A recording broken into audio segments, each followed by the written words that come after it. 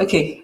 Yes. Good morning, everyone. My name is Itunu. I'm from Covenant University, and I'll be talking to you today about a study that is titled "Integrating Multi-Omics Data Sets with Machine Learning Algorithms in Developing Clinical Decision Support Systems: A Case of TCGA Prostate Cancer Data Set." My apology for the very long title.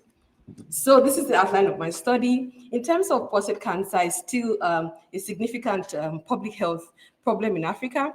And what we have seen so far is that there are varying incidence rates, varying molecular basis or genomic architecture as you move across different subpopulations in Africa and also across different regions. For example, we try to compare the transcriptomic and the genomic profile of men from Ghana and from Nigeria.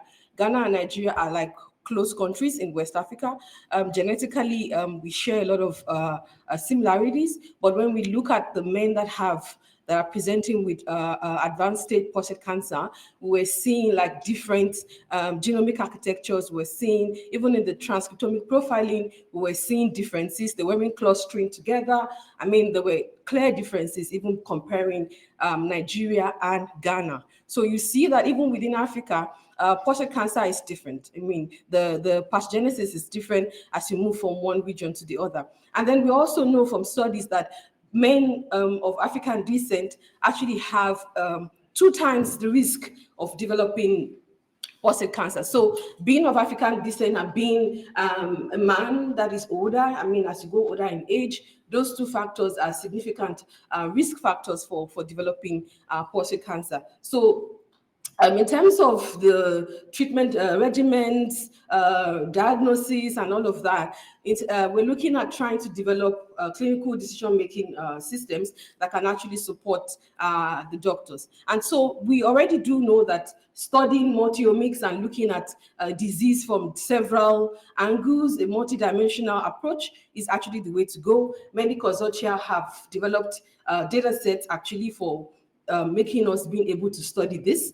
And also combining this multi-omics with AI and machine learning even gives us more power, and we're able to do a lot of things. But now, going to the motivation for this study, we did also notice that many studies or many investigators that combined multi-omics data sets didn't really have, or there was really no guidance or guideline or any kind of systematic way of combining the omics.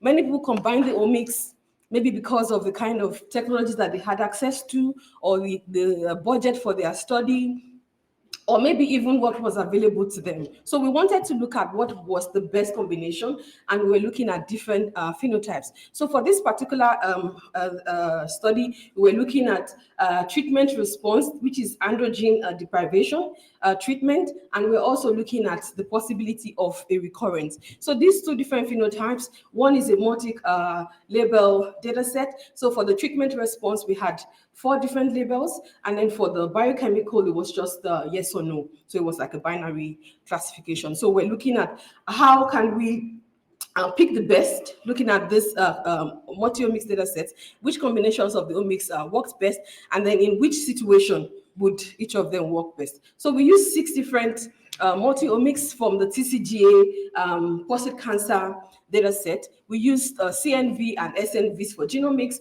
For the epigenomics, we used DNA methylation. For transcriptomics, we're looking at RNA-seq and microRNA-seq. And then for proteomics, we're looking at the reverse protein array.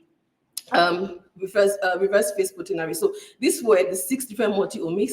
We were very much interested to even look at more omics, but the more omics we were adding, we're losing samples and losing patients. And so the data set was getting smaller as you were increasing in the dimension. I'll talk about the challenges at the end. So in terms of our pre-processing, we generated features from each of those omics, and then we removed the features that were highly correlated using Pearson correlation, and then we used elastic net, which is a personalized regression model, to integrate these different modules. And then because the data sets was small, we had just over 300 samples for the prostate cancer study. We couldn't really use deep learning models, or complicated computational models. So we chose simple classifiers, and then we're trying to look at which of them perform best in using different omics situations. So this was the choice of the classifiers we used. And then in terms of benchmarking, we chose like regular performance matrix formulas for comparing machine learning models, and then we did a 10-fold cross-validation.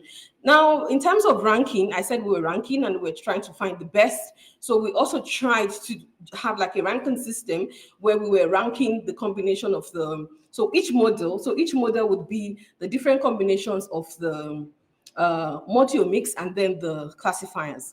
So we had Xij would be the score for a metric, for example, accuracy, a score for a metric for each of the models. So that means each model will have all the scores for all the performance matrices. And then we had to also find a way to normalize this because the class imbalance was causing a problem. In some cases, accuracy was doing well and sensitivity was low or specificity will be low. So we used this normalization to try to correct for all those irregularities that we were seeing. And then after you find the normalized score, we now find an aggregated score for every model.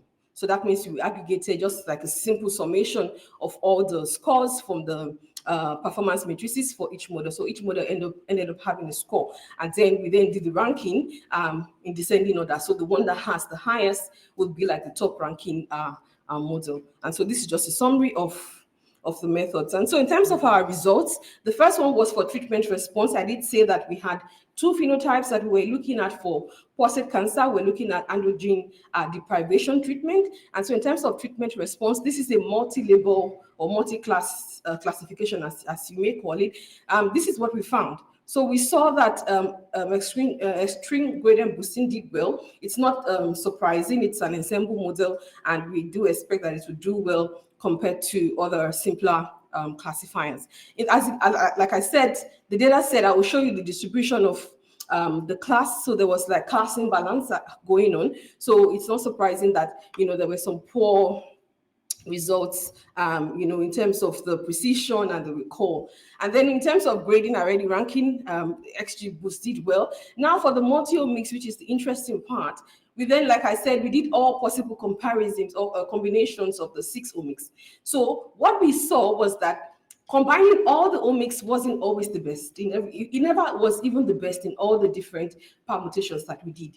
Combining all the omics was not the best. So I know that that's not like the story you want to hear. You want to hear that combining all the omics always did well, but it was not always the best in every situation, even though combining, like, for example, in this case, putting everything together was like the ninth. But the best combination here was having CNV, SNV, DNA methylation, and micro RNA stick. This is for, and so we also saw that as you move from one phenotype to another phenotype, the multi-omics combination was changing in terms of the best one, was not always the same. So here is biochemical recurrence. This is a binary classification, was just a yes or no. And so we found that just CNV and DNA methylation was the best in this case. And combining all of them really did poorly, okay? And then, I'm sorry that it's not very clear, but you could see that SNV and DNA methylation and microRNA was the second best in this situation for biochemical recurrence. Now, in terms of validation, we're trying to look at another type of multi-omic, another type of cancer. So we looked at breast cancer. In this case, we're looking at breast cancer subtyping. And so if you combine the A on the left and on the right, you have comparison between prostate cancer and the breast cancer data set. You see that the breast cancer is doing well, majorly because of sample size. So the sample size in the breast cancer was doubled.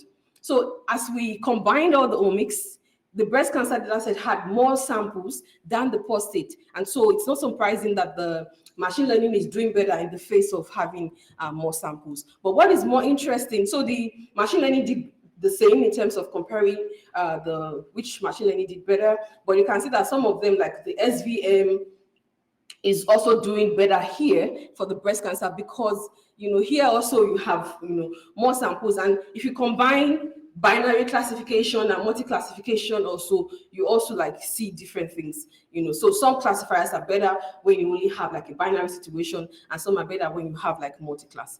And so here is the breast cancer subtyping multi-omics. In this situation, we found that SNV and DNA methylation and microRNA-seq was doing well. So generally, things like epigenomics, the genetic, and the transcriptomic generally was what was really doing this for us.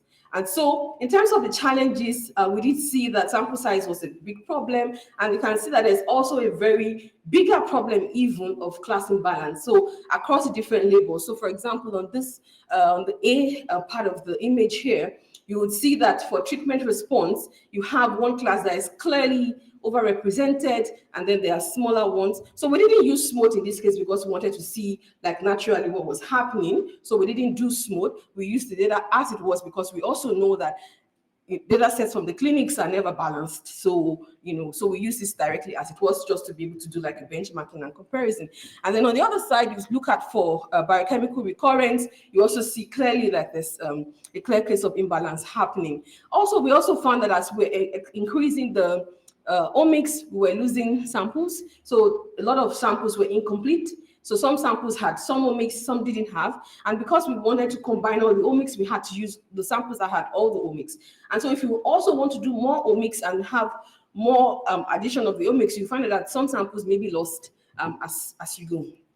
And then the next challenge we also found was that there were some features that were clearly overrepresented than others. So here you can see that we have more DNA methylation data than some others, but in the penalized regression, the penalized regression model took care of this to some extent. But it's also important to say here that the features were not like the same.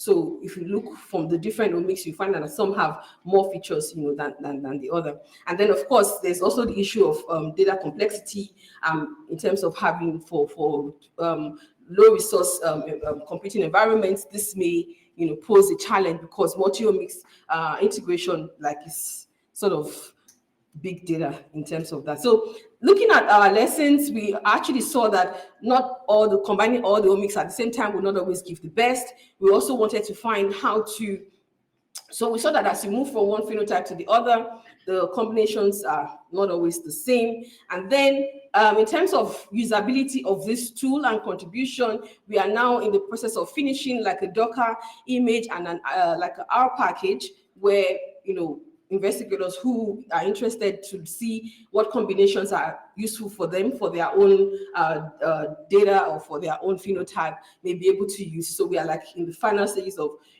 perfecting this, and we are also testing this on like lots and lots and lots of data sets. So this is just to give you like an idea of what we have done, and then we are really committed to making this useful to people who are doing beyond cancer. Even if you are doing any kind of multi-omics combination, it's very good to know which omics would work best for your phenotype of interest. And then in terms of looking at the future work for this, it would be very useful to use data set from Africa. So we use the TCGA data set because it had a lot of multi-omics data set generated. But it's interesting to know that most of the data set from TCGA are from Caucasian ancestry. So African ancestry, the TCGA is very small, and you see that here. We also like to include like imaging data sets from medical imaging. So those of you who are into radiomics, we have not done that yet, but we are trying to think about how to incorporate radiomics into this multi-omics thing so that we can also rank and see how the imaging data set is doing. We also like to include metagenomics, and also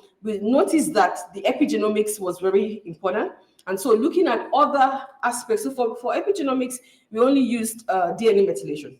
So because that's what we had. But it will be interesting to look at other things within epigenomics and try to include this in the model and see how it works. So these are my selected references. Acknowledgements, I'd like to acknowledge the co-investigators for this work. I also like to acknowledge funding that came from the World Bank, which was part of our work at the African Center of Excellence at Covenant University. Many thanks to the African Bioinformatics Institute for the travel fellowship, and also for the to the conference organizers. Thank you so very much for your attention. I'll be taking questions. Thank you.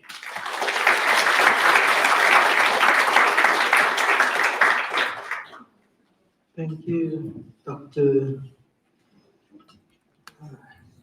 It seems we have so many questions. I'll allow only 3 this time around. So I'll start with Faisal first, and then I'll move around.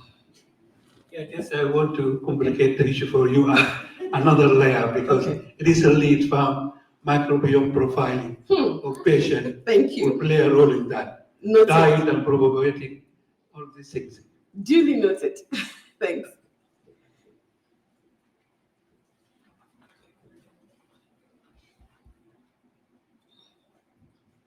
Thank you very much for a good talk. I was wondering, obviously the treatment response depends whether the type of cancer was correctly classified. So I was wondering whether you incorporate in your model or you take care of this prior to your inputs.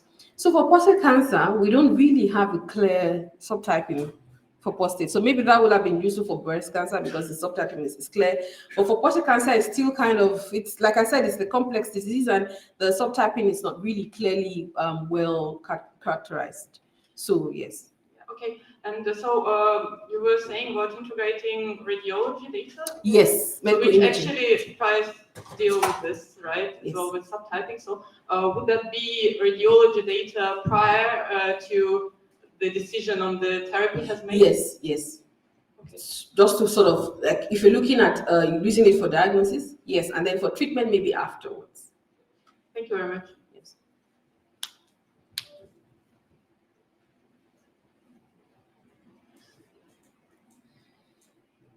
Michael from Discovery Bank.